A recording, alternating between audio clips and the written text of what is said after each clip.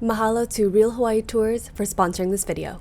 So your flight to Hawaii is booked, your hotel is set, and you've decided to stay here in Waikiki. In today's video, I'm going to show you a sample week on how you can have a week of activities here in Hawaii for under $500 a person. Let's get into it. So most people, when they come to Hawaii, they stay for about a week or two. For today's itinerary idea series, we're going to focus on a week in Hawaii, 7 days. So the first day and the 7th day will be your travel days. I'll include links in the description box below on some good recommendations on shuttles. You could also use Uber and Lyft to get you to and from the airport, as well as taxi service. In terms of activities, our 4 most popular activities, I would say, gets you a little bit of everything around the island. The first is an island tour to get you around the island, and if you're staying in Waikiki, most island tours will pick you up either at your hotel or a nearby hotel. The second activity would be a trip to Pearl Harbor. There's short tours if you want to just see the visitor center and the Arizona, or longer tours if you want to see more, such as the Battleship Missouri, Airplane Museum, and the submarine. The third activity would be a luau. It's the best way to experience the Hawaiian culture, try the local food, and see a fire knife dancer. And then fourth would be something in the water. This could be a sunset sail, or my personal favorite, a snorkel tour to Turtle Canyon. So a few assumptions here. For these specific tours, it is assumed that you're staying here in Waikiki, so you're close to either the pickup locations or you can easily taxi, Uber, or Lyft. Another important thing to note is that for each of these different activities, you're also someone who wants to get a little bit of everything around the island, something on land, some sort of culture, something on the water, a little mix of everything, and it's your first time here to Hawaii. Now, if you've been to Hawaii a dozen or so times, an island tour might not be something that's for you because you've already seen the island so many times. So again, this itinerary is best meant for first-timers to the island, especially here on the island of Oahu. So for the first activity would be the Circle Island Tour.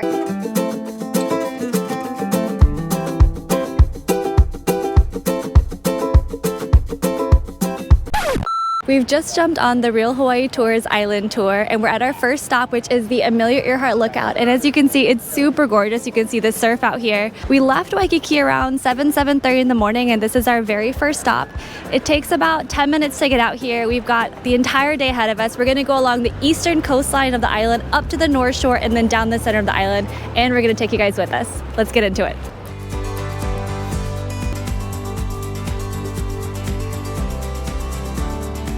This is the Kaiwi coastline, folks. Kaiwi. This road, the Kaiwi Road, was made famous actually in a movie with Drew Barrymore and Adam Sandler. Is from here to Eternity Bay, folks. From here to Eternity Bay. We're on the second stop of the day at Halona Blowhole, which is on the east coast of the island. So we started in Waikiki, we went up to the Amelia Earhart Lookout along the east coast. The drive that you saw earlier is what you're going to see. Ocean views the entire way, cliffside, super gorgeous. Make sure to try to sit on the right side of the bus, because if you sit on the right side of the bus, you'll have the ocean views the entire way. This area is really gorgeous. As you can see a little bit over here, you've got these gorgeous, gorgeous ocean views all along the east side. Beautiful beach that's going to be below us when we go around the bend. You're going to see it. This is the beautiful Makapu'u Beach. The flat one is an island we call Turtle Island. The bigger one is an island we call Manmama Island, or Rabbits.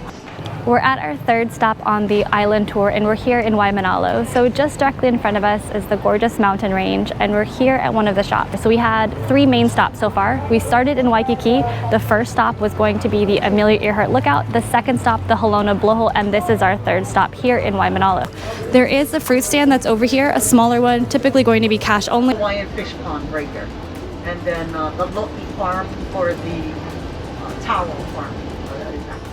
We are on the 4th stop of the island tour here at the Tropical Farms. This is a macadamia nut farm and outlet. This is a great spot to get other souvenirs that are out of the box, such as macadamia nuts, coffee, and other food items as well.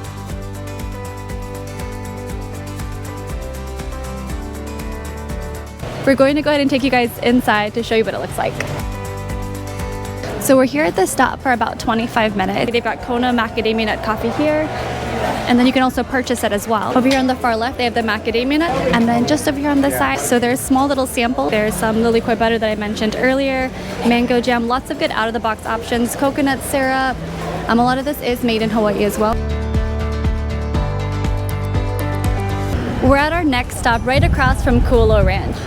This island off behind us is Chinaman's Hat, and we're here for about 10 minutes. It's a quick photo taking stop, and then after this we're gonna head up to lunch in Kahuku for lunch at Fumi's. We're finally here at our lunch stop. We're here on the North Shore in Kahuku at Fumi's.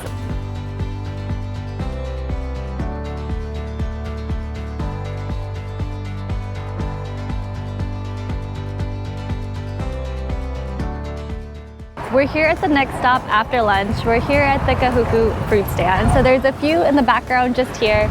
We're here for about 10 minutes. A lot of these smaller vendors are cash only. So we'll take you guys inside to show you what it looks like. So some of the items, they've got apple bananas, fresh fruit, cut fruit, and some macadamia nut bread as well. A few things you can grab. And then there's a smaller store in the back as well. So overall, a really good place to support local. After this, we're gonna do a drive-through of Haleiwa town, and then we're gonna head over to Dole Pineapple Plantation.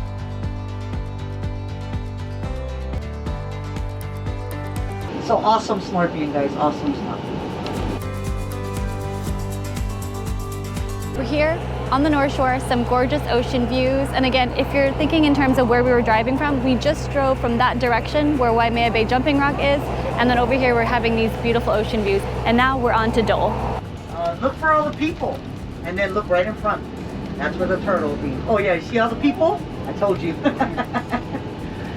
But yes, folks, this is the famous Laniakea Beach or Turtle Beach. Here at one of our final stops, Dole Pineapple Plantation. This is a map of the entire plantation. We're located just here, right by the parking lot area. We're inside of the Dole gift shop, and we're gonna show you guys around.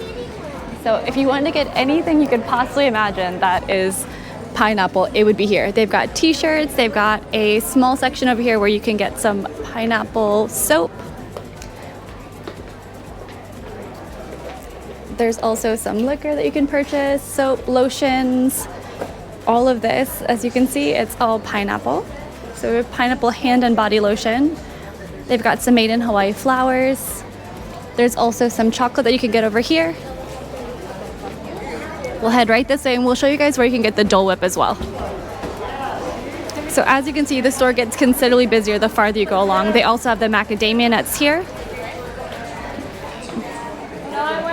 If you've got a little one, they also have these little gifts here.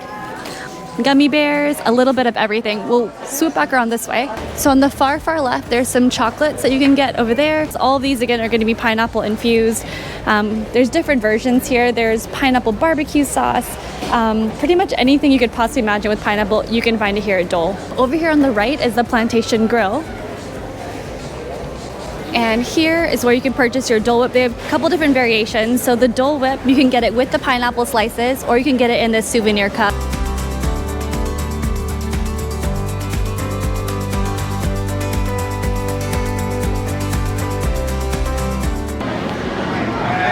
So we got the Dole Whip.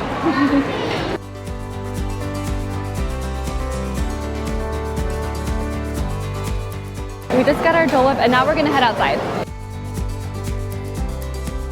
So this main open pavilion here, you can eat your Dole Whip outside. And then over here you can see a small snippet of the plantation, so you can see how the pineapples are grown. And then over there on the far corner is going to be a fish pond that you can also get some fish food for about $1 or $2. If you have kids traveling with you, that's a really good spot to head over to, and then they can feed the fish as well.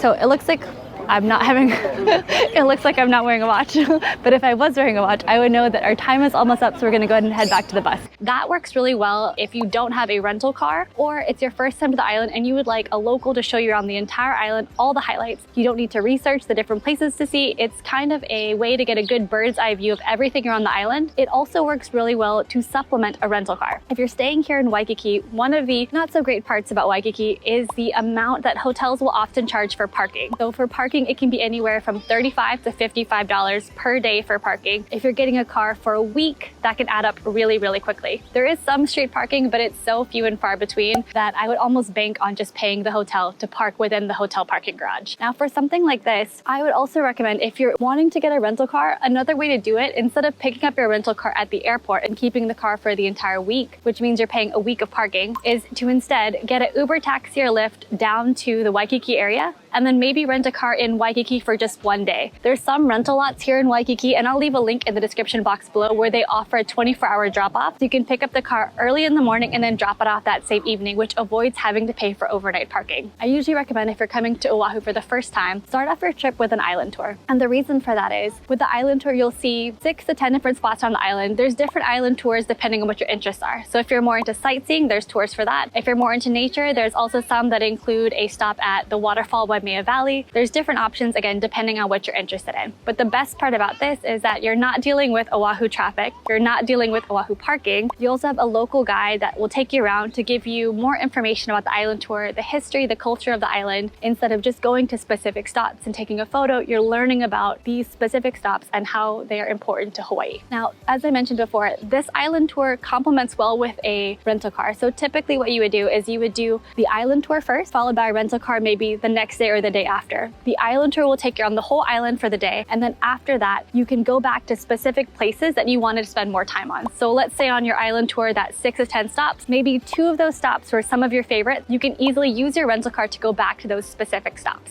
A second popular tour for first timers would be a tour to visit Pearl Harbor. The first part of the tour is a Honolulu city tour. So on the way to Pearl Harbor, you'll pass by important historic sites in downtown Honolulu, such as the palace and a few other historic sites, including the King Kamehameha statue. Next, we headed to Pearl Harbor. Pearl Harbor is a massive military base. The areas that we focused on were the 2 main museums and the USS Arizona program. It was really nice having the tour guide give us historical context for the different historic sites on the drive over to Pearl Harbor. This shows the different historic sites. So in addition to the USS Arizona, there's also the USS Bowfin submarine, the USS Missouri battleship, and the Aviation Museum.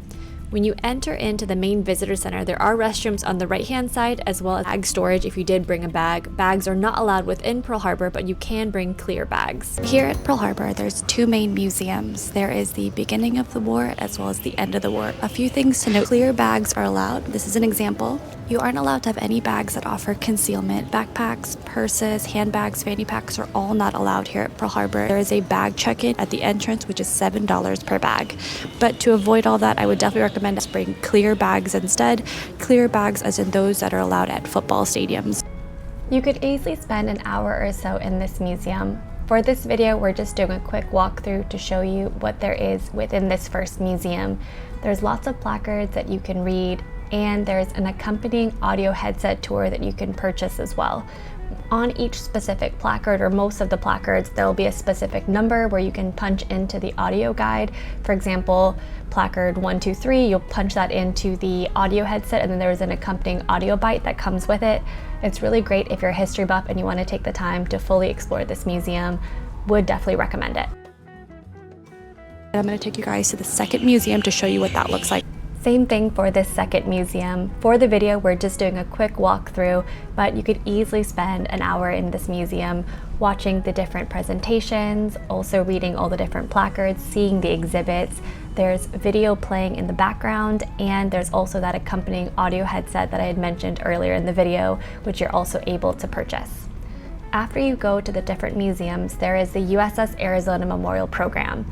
If you're curious about what this looks like, you'll meet at the specific place that I mentioned at the theater for your specific Arizona boarding time.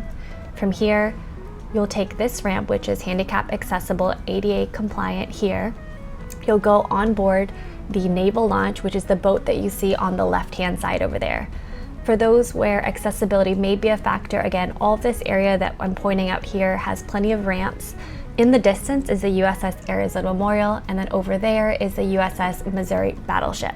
So for this, you'll board the Navy launch, which is directly in front of us. From here, the boat ride is very short. It's only about 5 minutes or so.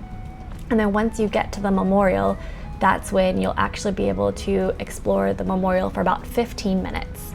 So again, 5 to 7 minute ride from here to the USS Arizona Memorial.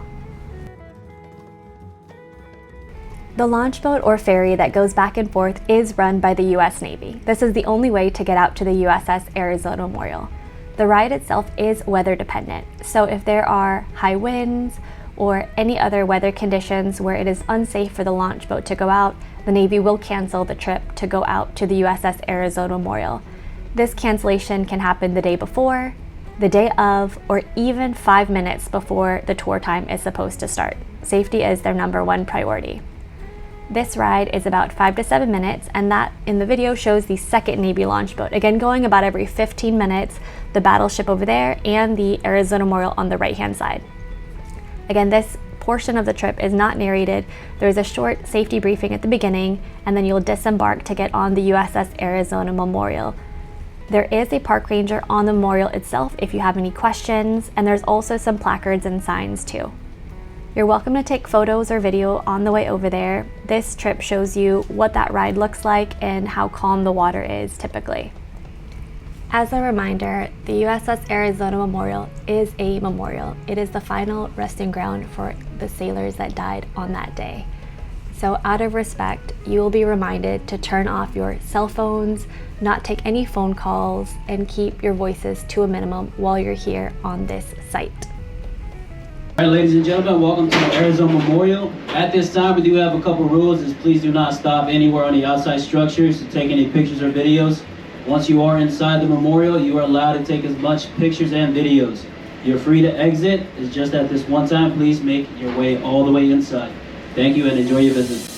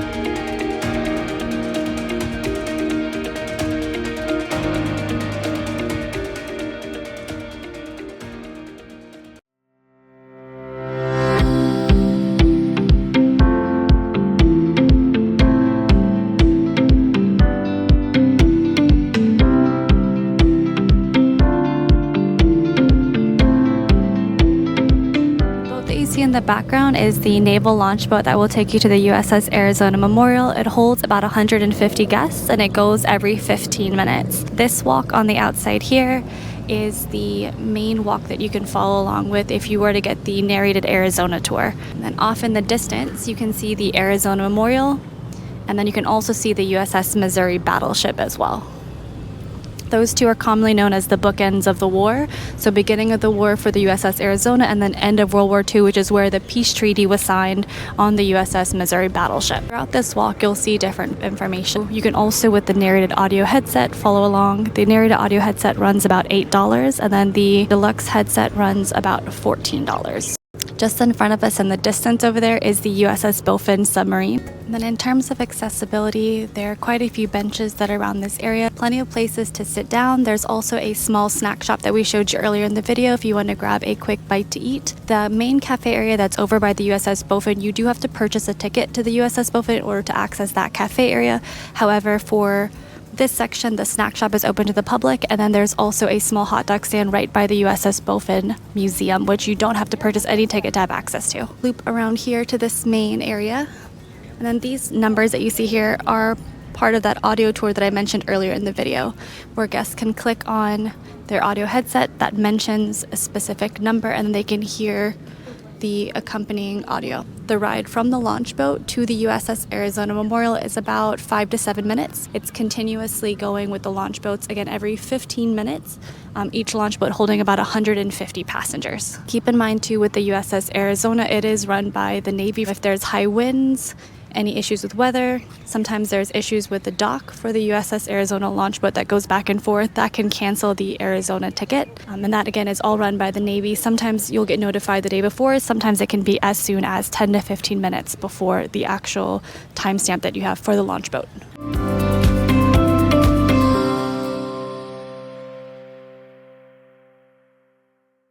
There's a few different ways you can visit Pearl Harbor, and a lot of it depends on seasonality. So June, July, and August are our summer seasons where it's very, very busy at Pearl Harbor. Same thing for our winter season, which is December and January. If you don't have a rental car and you'd like to make it easy, going on a Pearl Harbor tour does just that. It includes your transportation, you have a local guide telling you all the highlights of Pearl Harbor, and most tours will also do a Honolulu city tour, so you see downtown Honolulu. And by that, I don't mean Waikiki. Downtown Honolulu would include our state capitol building, Iolani Palace, a few other highlights that are over there as well. And this is all narrated, so you get a little bit of another part of the island versus just the hotel district of Waikiki. Now for Pearl Harbor, you can see as much or as little as you want. There's some tours that will take you just by a shuttle to take you to and from to get to the visitor center. Other tours will do the USS Arizona Memorial, and it includes a ticket. That's the most popular historic site. That's at Pearl Harbor, the USS Arizona. And typically when people say they want to visit Pearl Harbor, they're referring to the USS Arizona Memorial. That program includes 2 separate museums, and then there's also a ferry boat that goes back and forth. Another attraction people will visit is the USS Battleship Missouri. That's where they signed the surrender treaty, which ended World War II. So those 2 attractions are considered the bookends of World War II. The third attraction is the Aviation Museum. This is actually really, really cool. With the Aviation Museum, it's 2 hangars of airplanes and warbirds. There's even a section of one of the hangars that has the original bullet holes from the attack back in the day in the 1940s. There's also the USS Bowfin submarine, which is the 4th visitor attraction, and that is a submarine that's closer to the visitor center. So typically if you did everything, you would do the Arizona program and the Bowfin submarine first. Afterwards, you would take your shuttle bus, your group tour over Ford Island, and you would go to the Aviation Museum as well as the USS Missouri battleship. So again, you can see as much or as little as you like. My personal favorite would be the Arizona and the Battleship Missouri. Those are the 2 most popular. So you see the beginning of the war and the end of the war. Now, if this seems like a lot of information so far, check out the link for this free download on how you can plan your vacation with this printable. The third activity I would recommend is a luau. 17 plus luaus across 4 islands. These guys completely crushed it. Run, don't walk to this luau. In today's video, we are heading up to experience Nutridge Luau, a small intimate luau at the top of Tantalus. We're here at one of the stops on the way up, and as you can see, gorgeous city views, Diamond Head in the background, and Waikiki is just over there. From the Waikiki hotels to the luau, it's about a 20-25 minute drive. There are some twists and turns as you go up the mountain, but overall, completely gorgeous views. Let's take you guys inside the luau coming up next. We just arrived at the luau site, and we're just outside the luau. Gorgeous state park area.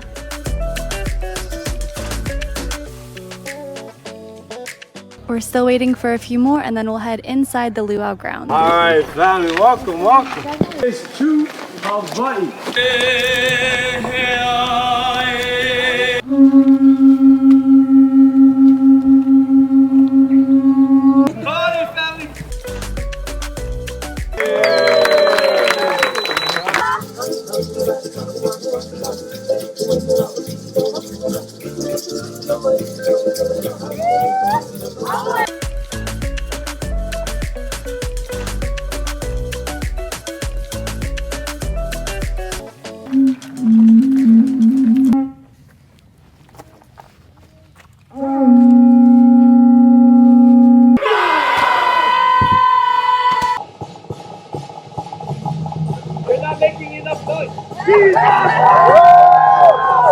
So a couple first impressions. We started over here, we went down to this main area. We had a show, they also did a haka as well. And then after that, we're gonna head up here to go play some games. And then after that, we're gonna head to the buffet line as well. That'll be easier, no?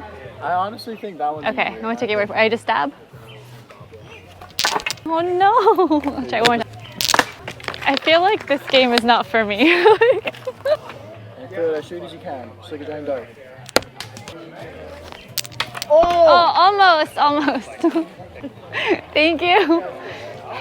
Not all of us are warriors, but we go where we can. We've just finished our cultural demonstrations and now we're playing some games. A few games that you can play while you're here are spear throwing, which I did not do too well in, but hopefully you'll have better luck than me. There's also a version of bowling, and there's an area over there where you can make tea leaf bracelets as well. After this, we're waiting to hear the conch shell. That signifies that it's time for dinner, and we're waiting ever so patiently. We're going to head on up this way to check out the dining area. I absolutely love how this luau is such a small group. As I mentioned, if you've been to other, wow, okay, so this dining area is what's up. If you have not done a luau before and you don't know that some luau's can be upwards of 1,200 people, this luau is a night and day difference. I love that they have local beers, signature cocktails, and spirits, and they're the nice spirits as well. We got a couple different options. At the bartender's recommendation, we tried out the pina colada and they were super delicious. They also have different non-alcoholic drinks as well. I really liked how small this luau was because the bar line did not take very long. It was easy to walk around and you didn't feel like it was overcrowded. The luau capacity is about 50 to 70 guests, so it feels like a nice wedding reception, but not like an overpacked crowd. I really love this venue, so gorgeous. For this luau, capacity is around 70 guests. So if you are a large group and you're interested in booking the luau out completely, you can do so if you do it a few weeks or even months in advance. Shuttle transportation is also available for everyone as long as, again, it is booked in advance. Because of this luau's smaller capacity, it does book out, especially during summer months, June, July, and August. If you're interested in booking this luau, I'll leave a link in the description box below for more information on this luau. Overall, as somebody who's been to almost 24 luau's across 4 different islands, I really like this. It's very organized, are my overall first impressions. You're taken to the luau site and you're not just dropped off to kind of do your own thing. Everything is organized from start to finish, from the greeting to the activities to the show to the fire knife dancer. Everything is announced, organized, and overall, absolutely love it. I'm looking forward to trying out this luau's menu, and I'll show you guys what that looks like here in a second. And that sound that you hear in the background signifies that it is time for dinner, and it is my favorite part of the luau. And you guessed it, this was my favorite part. I love to try a little bit of everything, so I tried a little bit of this, a little bit of that. I did like that they had a few vegetarian options, so if you are vegetarian, not to worry, there are some choices for you. The chicken was really tasty. I loved everything on the menu. I really like that they had haupia, which is a coconut, like a coconut jello. Super good, would definitely recommend it. And I like the overall presentation of the food too. Super yummy. We've just went through the buffet line and it looks amazing. This is a full dish, so we've got some chicken, rice, bread rolls, salad, lau, a little bit of everything. And then for dessert, we've got a little bit of haupia, which is a coconut. We've also got pineapple and another treat over here. As a quick reminder, you do get 2 drink tickets, 1 drink ticket when you enter, and that's typically for either a Mai Tai or a tequila sunrise. And then your second drink ticket you can collect here at the bar. We'll go ahead and try everything out and let you know how it goes.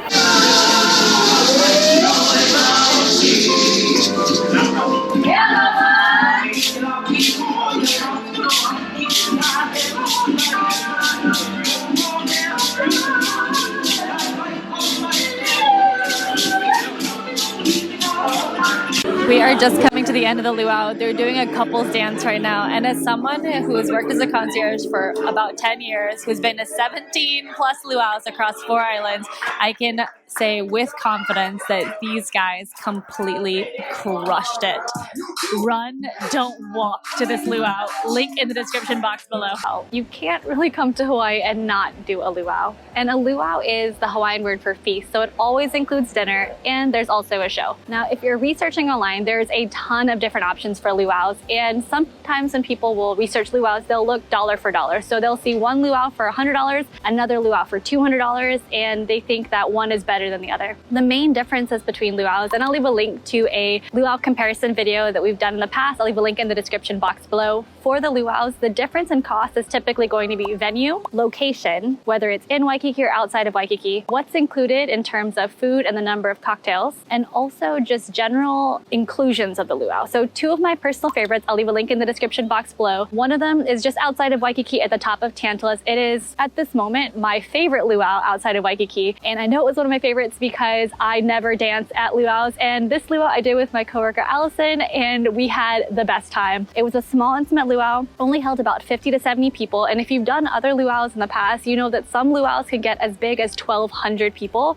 That's the difference. For the differences in pricing that you'll see is that some of the larger luau's that hold, say, 1,000 people, they have different packages you can purchase. You can purchase VIP, you can purchase general, you can purchase wing seating, and it kind of segments that show and seating that way. That way you can see that the more you pay, the better seating you essentially get for the show. The more drinks you get, the better service. Now with this specific luau that I absolutely love, it only holds about 50 to 70 people, so there wasn't a bad seat. There's only one general admission price. The food was good, the show was good, everything was interactive, and it wasn't a like free-for-all where you would go to the luau and kind of roam around on your own. Everything was well put together, everything was interactive. You were taken from one cultural demonstration to the next. You had some time to, of course, roam the luau grounds. Overall, great experience. Now that luau, because of its small size, it does book up in advance. Another luau, which I also liked, was over by Aloha Tower. It's a little bit of a bigger venue, so because of the bigger venue, it has 3 different options for seating. So there are lower price points, and there's also separate pricing for teens or for children, which is a great option if you're traveling with a bigger group. I'll leave links for both those below, but for the luau, I usually recommend not doing that till maybe the 3rd day of your stay. And the reason for that is if you're coming from the East Coast, for example, and you're 6 hours ahead with the time difference, luau's will typically run from 4 p.m. to 8 p.m., sometimes 9 p.m. So 4 p.m. Hawaii time, which would be 10 p.m. your time if you're traveling from the East Coast, or 8 p.m. Hawaii time, which would be 2 a.m. East Coast time. So I usually would recommend by the 3rd or 4th day of your stay, you've acclimated to the time difference, and then by then it makes it a lot easier for you to actually enjoy the luau versus falling asleep at the table. And for the 4th idea for the week in Hawaii under $500, I would definitely recommend a snorkeling tour. This area here for Koala Basin Harbor is over by Pier A, and the area that you're going to check into is going to be on the far side over there by the building, and we'll show you where that is today.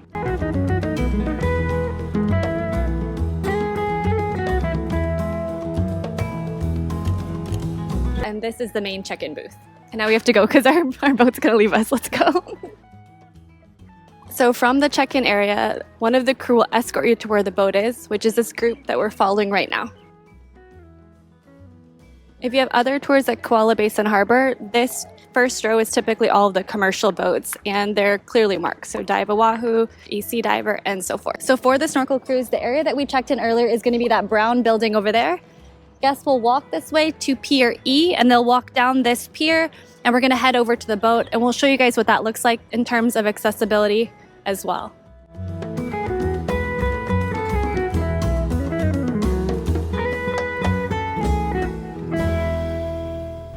When we got to the boat, we tossed our shoes in the bin and headed on to board the boat. For accessibility, there's 3 main steps that you have to go down to board the boat. Once everyone has boarded, we sat down and the crew did a quick safety briefing before we headed out to Turtle Canyon. Snorkel gear is provided. Departing from the harbor, you do have the skyline behind you, and heading out to Turtle Canyon is about a 10 to 15 minute ride. In terms of what to wear or bring, it's best to have swimsuit ready underneath your clothing as there isn't much space to change on the boat itself. Make sure to bring sunscreen and a hat. Half of the boat is completely open to the sun and there is no shade. You have views of the Waikiki skyline behind you and Diamond Head as well on your left-hand side.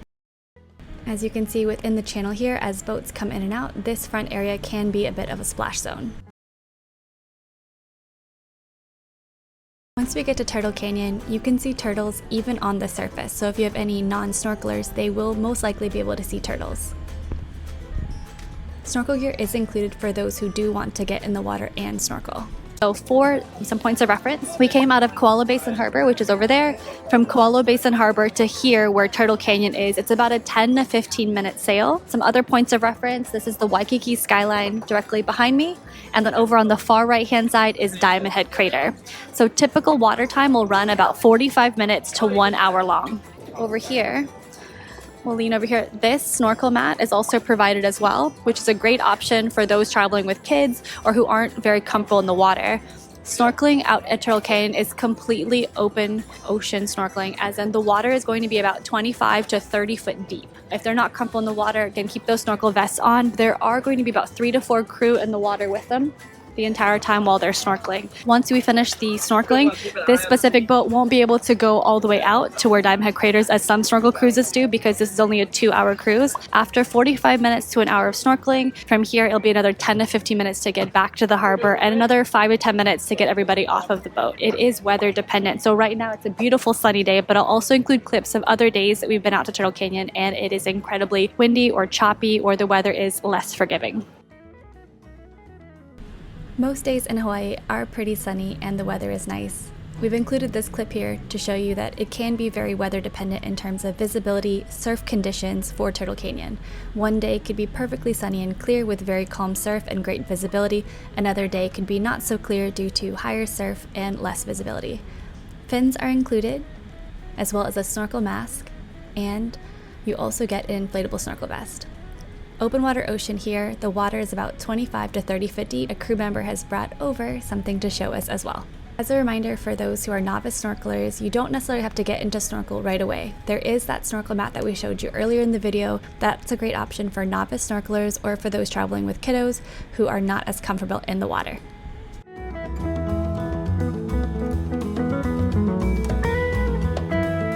Now for snorkeling tours, most will require you to know how to swim, but some also allow you to still go in the water as long as you wear a life jacket. For snorkeling tours specifically, they work really well because they're typically short. I'll put a link in the description box below for one of my favorites that's also a really good value. It's just 2 hours long. It runs about just under $100. Equipment's included snorkel, mask, fins. They also provide snorkel vests. They also provide a giant snorkeling mat. So if you wanted to get in the water and you are a novice snorkeler and you didn't want to maybe be completely submerged in the water, with the snorkeling mat, it floats above the surface and you can just kind of use that for buoyancy and then put your face in the water to snorkel. Those snorkeling mats work really well for children who haven't snorkeled before, novice snorkelers, or anybody who wants a little bit more buoyancy versus just swimming in open water ocean. Now those snorkel tours will take you out to Turtle Canyon, and if you've been watching this channel for a bit, we have gone to Turtle Canyon so many times. It is a reef formation just off the coast of Waikiki, and with that trip you'll snorkel with fish, you'll snorkel with turtles, you get a nice view of the Waikiki skyline, you get a nice view of Diamond Head Volcanic Crater, which is super gorgeous as well. What works really well with these snorkel tours is they're really short, so just 2 hours. You can go in the morning around 8, you can go midday, and your whole day is free. So I usually recommend for guests to go early morning, 8 to 10. You have your whole afternoon free to go to the beach, relax, explore a different area of the island if you'd like. But